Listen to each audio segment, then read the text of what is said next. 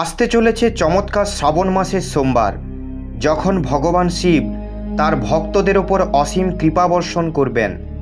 এই বছর শ্রাবণ মাস খুব শুভ দিনে আরম্ভ হচ্ছে। এই শ্রাবণ মাস এতই দুর্লভ যে এই মাসে করা একটুখানি পুজোয় সেবায় প্রসন্ন হয়ে মহাদেব সমস্ত মনোকামনা পূর্ণ করবেন।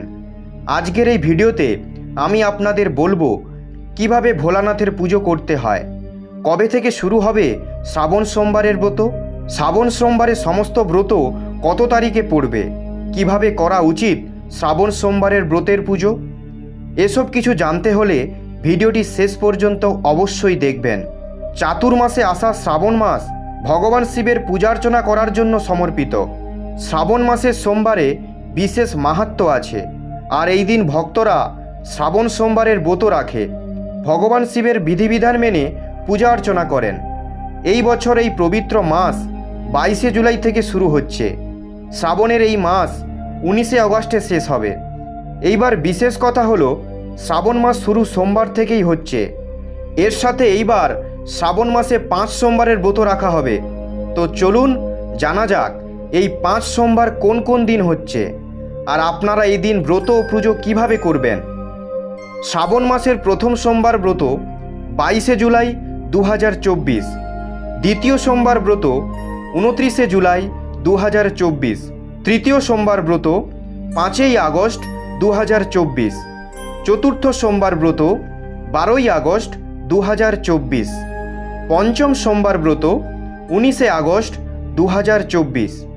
এইবার অনেক বছর পর শ্রাবণ মাসের 6টি দুর্লভ তিথি পড়বে, যার মধ্যে প্রথম হলো সোমবারের যোগ। শ্রাবণ মাস এইবার সোমবার থেকে শুরু হচ্ছে, যেটি ভগবান শিবের দিন। দ্বিতীয় হলো প্রতিযোগ। প্রতিযোগ সবসময় মঙ্গলকারী ও ভাগ্য বৃদ্ধিকারী যোগ।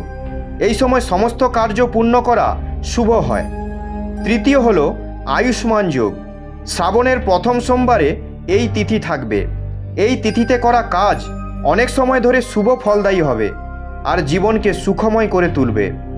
চতুর্থ হলো নবম পঞ্চম যোগ। এই সময় চন্দ্রমা এবং মঙ্গল পরস্পরের থেকে পঞ্চম ও নবম স্থানে উপস্থিত থাকবে, যার ফলে নবম পঞ্চম রাজ যোগের উদ্ভব হচ্ছে। এই সময় শিব পুজো করলে সমস্ত কুণ্ডলী গ্রহদোষ দূর হয়ে যায়। পঞ্চম হলো শশরাজ যোগ। এই দিন কুম্ভ রাশিতে উপস্থিত থেকে এই রাজযোগ তৈরি করছেন ভগবান শিবের শিষ্য শনিদেব। এই যোগে শিবের পূজার্চনা করলে শনির অশুভ প্রভাব থেকে মুক্তি পাওয়া যাবে। ষষ্ঠ হল সর্বার্থ সিদ্ধি যোগ। শ্রাবণ মাসের প্রথম সোমবারে সর্বার্থ সিদ্ধি যোগের শুভ যোগ নির্মিত হচ্ছে। চলুন এবার জানা যাক শ্রাবণ পূজার সমস্ত বিধি। শ্রাবণের ব্রত রাখার জন্য সকালে ব্রহ্ম মুহূর্তে উঠে স্নান করার পর পরিষ্কার বস্ত্র ধারণ করতে হবে। এরপর ঘর অথবা মন্দির পরিষ্কার পরিচ্ছন্ন রাখতে হবে। ভগবান শিবের পূজার জন্য বেলপত্র, আকন্দ ফুল, ধুদ্রা ফুল, দুধ, জল, ফল, চন্দন এগুলি অবশ্যই রাখবেন। মন্দির বা ঘরে বিধিবিধান অনুযায়ী শিবলিঙ্গ পুজো করার পর শিবলিঙ্গে অভিষেক করুন। শিবলিঙ্গের অভিষেক দুধ, দই বা গঙ্গাজল দিয়েও করা যেতে পারে। শিবপুরাণ অনুযায়ী অভিষেক করলে মহাদেব অতি প্রসন্ন হন। পৌরাণিক কথা অনুসারে সমুদ্র মন্থনের পর উৎপন্ন বিষ পান করার পর ভগবান শিবের কণ্ঠ নীল হয়ে গিয়েছিল। তখন বিষের তীব্র উষ্ণতা ঠান্ডা করার জন্য দেবতারা ওনার জল দিয়ে অভিষেক করেছিলেন। তাই ভগবান শিবের জল অভিষেক অত্যন্ত প্রিয়। ভগবান শিবের অভিষেকের জন্য জল, দুধ ও দইয়ের ব্যবহার করা উচিত। আপনি পঞ্চামৃত অর্থাৎ দুধ, দই, ঘি, মধু, গঙ্গাজল দ্বারা অভিষেক করতে পারেন। সব জিনিস নিয়ে গঙ্গাজল মিশিয়ে অভিষেক করানোর সময় এই মন্ত্র জপ করুন। ত্রম্বকম যজামহে সুগন্ধে পুষ্টিবর্ধনম উর্বারুকমিব বন্ধনান মৃত্যুর্মুক্ষীয় মাহামৃতাৎ। আপনি এই মন্ত্র জপ করতে পারেন।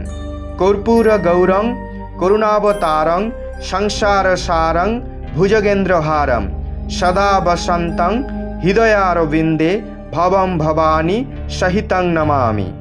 এবার ভগবান শিবের কাছে নিজের মনোকামনা চেয়ে শ্রাবণ সোমবারের ব্রতের পুরো দিন নিষ্ঠা ভরে সংকল্প করুন। তারপর গণেশ দেবের, তারপর ভগবান শিবের এবং মা পার্বতীর আরতি করুন।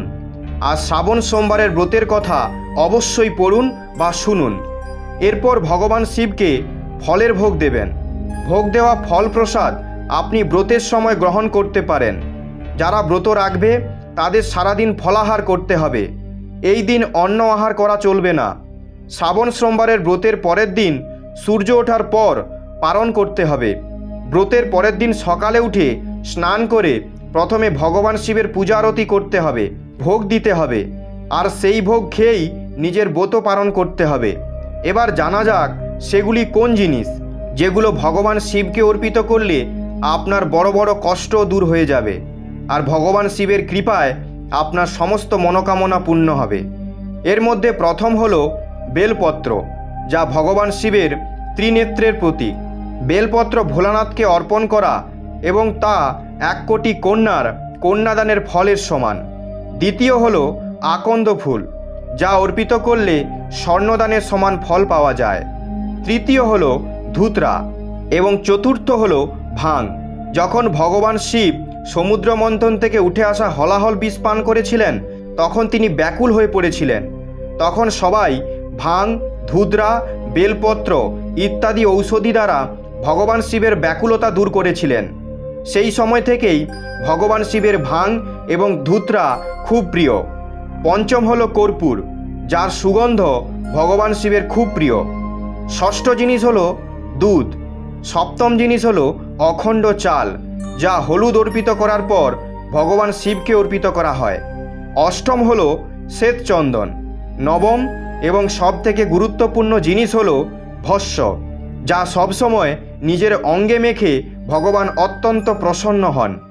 এরকমই অসংখ্য খবর জানতে হলে আমাদের চ্যানেলকে সাবস্ক্রাইব করুন এবং কমেন্টে হর হর মহাদেব অবশ্যই লিখুন।